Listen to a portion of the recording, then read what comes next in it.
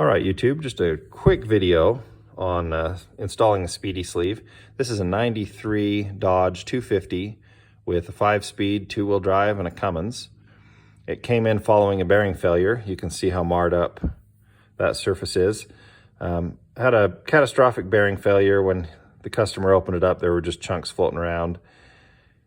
Did the work himself, ended up, because this was so marred, when he reinstalled, the bearing hung up and he kind of beat it on with a hammer. This surface was also messed up to the point where it just chewed up the new seal. So it came in, he was frustrated, brought it over to me, see what I could do. Emery cloth and a file, cleaned that up to where the bearing will slide on and off, so it's not gonna be a problem when I do the reinstall. And then installed the Speedi-Sleeve on that seal surface. Now the interesting thing, Speedi-Sleeve that worked is part number 99287, and it's an SKF part number, available through Napa or most places. Interesting thing you run into is this is the installation tool that's supposed to drive it via the flanges that are on the back. Well, without a hole in the middle, it's kind of useless.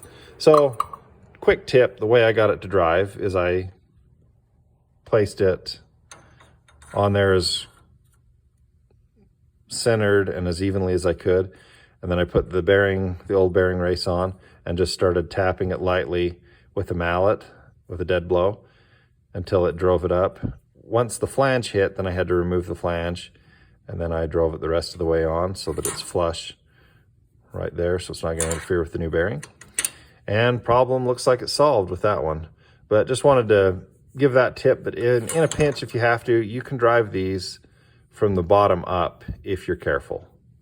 Thanks for watching.